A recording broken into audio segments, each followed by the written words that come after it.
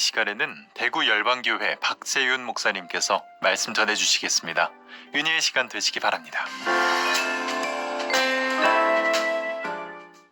우리가 누군가를 안다고 할 때 친밀도에 따라 그 아는 정도를 몇 단계로 나눌 수 있습니다. 첫 번째 단계는 그 사람이 존재한다는 것을 아는 단계입니다. 예를 들어 우리가 유명한 연예인의 이름을 알고 그가 이 세상에 존재하고 있음을 아는 단계입니다. 이렇게 그는 나를 모를지라도 내가 그를 일방적으로 아는 단계입니다. 두 번째 단계는 그 사람과 안면이 있으며 서로 만나면 간단한 인사를 나누는 정도의 단계입니다. 이 단계의 사람과는 깊은 이야기나 고민을 나눌 수는 없으며 또 어려운 부탁을 꺼내기도 어색한 표면적인 단계입니다. 세 번째 단계는 친밀한 단계입니다. 그가 어떤 성향의 사람인지, 또 그가 무슨 생각을 하는지, 그가 어떤 것을 좋아하는지 오랫동안 교제를 통해 경험적으로 서로를 잘 아는 단계입니다. 그러나 네 번째 단계는 삶을 함께 공유하며 물질을 나누며 인생을 함께하는 부부관계의 친밀한 단계입니다. 이처럼 우리가 하나님을 아는데도 여러 단계가 있습니다. 첫 번째 단계는 하나님의 존재하심을 아는 단계요. 두 번째는 예배와 성경 공부를 통해 하나님을 표면적으로 아는 단계요. 세 번째 단계는 하나님의 음성을 듣고 기도도 하는 보다 깊은 단계입니다.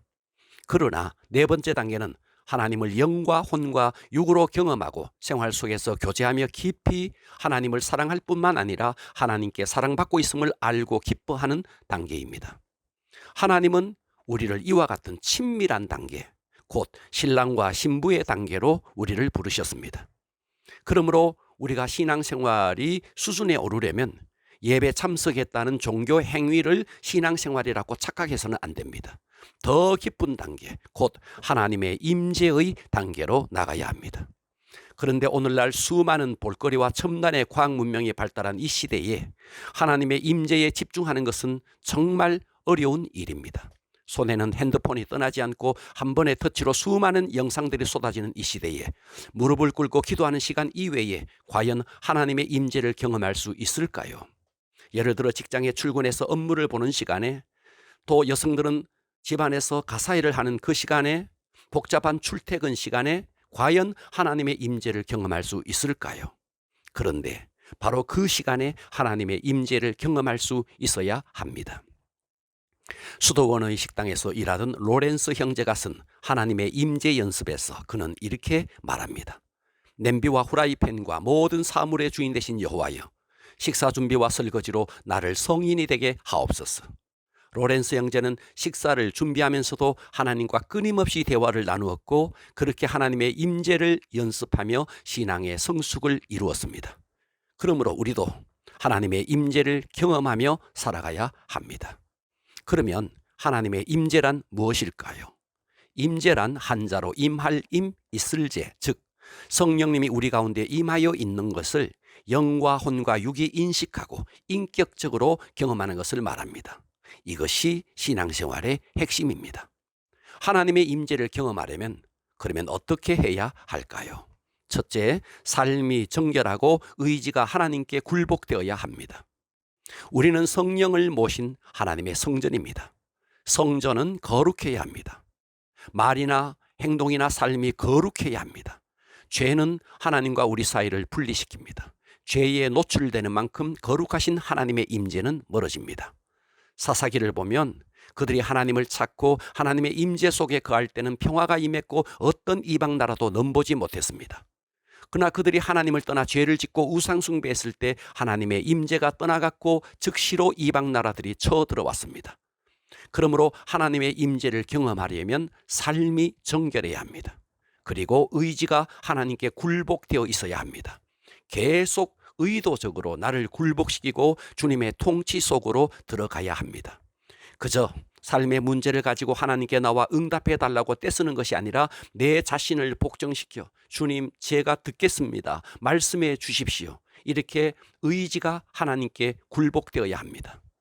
잊지 마십시오. 하나님은 우리의 소원을 들어주는 산타가 아니라 나와 동행하기를 원하시는 인격체이십니다. 세상의 사람들도 나를 있는 모습 그대로 보지 않고 나를 이용하기 위해서 다가온다면 부담스럽습니다. 하나님과의 관계도 그저 하나님께 응답이나 받아보겠다는 것이 아니라 하나님께 있는 그대로의 나를 굴복시켜 그 하나님을 사랑해 보십시오. 하나님의 임재를 경험하고 싶으면 삶이 정결해야 하고 의지가 하나님께 굴복되어야 합니다. 하나님의 임재를 경험하려면 둘째, 일상 속에서 하나님께 집중해야 합니다. 우리가 하나님의 임재를 경험하기 위해서 예배 시간뿐만 아니라 혼자 있는 시간, 차 안에서나 길을 걸을 때나 하나님께 집중해 보십시오. 만일 훈련만 되어지면 복잡한 지하철 안에서도 하나님의 임재 속에 들어갈 수 있습니다. 그러므로 우리는 아침에 눈을 뜨는 순간 주님 새날을 주셔서 감사합니다. 출근하는 차 안에서도 오늘 또 출근할 직장을 주셔서 감사합니다. 잠자리에 들 때도 하나님 오늘 또 하루를 주 안에서 보내게 하시니 감사합니다. 이렇게 매 순간 하나님과 연결되어야 합니다. 그래서 삶의 순간순간 하나님을 초청해야 합니다. 항상 평안한 가운데 살아가는 대다수의 사람들은 하나님의 임재가 습관이 되어 항상 하나님과 함께하기 때문입니다. 그러므로 하나님의 임재를 경험하려면 우리의 삶이 정결해야 하고 의지가 하나님께 굴복되어야 하며 일상 속에서 하나님께 집중해야 합니다. 하나님의 임재를 경험하려면 셋째, 성령님께 민감하고 순종해야 합니다. 영적으로 민감하면 하나님의 음성을 드러낼 수 있고 영적으로 둔하면 하나님의 음성을 듣지 못합니다. 성경은 우리에게 성령을 소멸치 말고 라고 하셨습니다. 여기서 소멸이라는 말은 불을 끈다는 의미입니다. 우리 속에 내주하시는 성령님은 한번 오시면 떠나가지 않습니다. 그렇다면 성령의 소멸은 무엇일까요? 이것은 성령님이 떠나간다는 말이 아니라 성령님이 우리 안에서 감화와 감동을 주셨을 때 내 의지가 거부함으로 나를 통해 하실 하나님의 뜻이 소멸된다는 것을 말합니다. 우리의 의지가 성령님이 감동을 주시는데도 거부하면 하나님은 우리를 통해서 일하실 수가 없습니다. 예를 들어 시내버스를 탔습니다. 성령님께서 옆에 있는 사람에게 복음을 전하는 감동을 주셨습니다. 그런데 내 의지가 그것을 거역해 버렸습니다. 그때 나를 통해 하시려고 하는 성령님의 뜻이 소멸되어 버린다는 것입니다.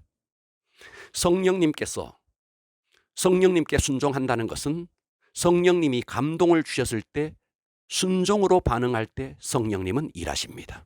그런데 내 의지가 불순종할 때 성령님은 소멸됩니다. 성령님은 오순절 불의 혀같이 급하고 강한 바람처럼 강하게 임하기도 하십니다. 그러나 성령님은 그보다 훨씬 더 많이 예수님의 어깨 위에 비둘기처럼 임하셨듯이 우리의 일상 속에서 아주 부드럽게 비둘기처럼 역사하십니다. 그러므로 우리는 성령의 감동에 늘 민감하고 성령님이 감동을 주실 때 순종해야 합니다. 그럴 때 종교 생활이 아니라 하나님과의 친밀감 속에서 하나님의 임재를 경험하는 뜨거운 신앙생활을 할 수 있는 것입니다. 여러분 모두 삶을 정결하게 하시고 의지가 하나님께 굴복되기를 바랍니다. 그리고 일상 속에서 하나님께 집중할 수 있기를 바랍니다.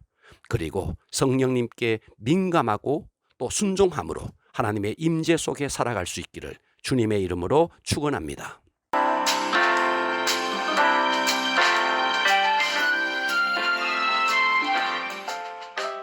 영혼의 등대 지금까지 대구시 달서구 월곡로에 위치한 대구 열방교회 박세윤 목사님의 말씀으로 함께 하셨습니다.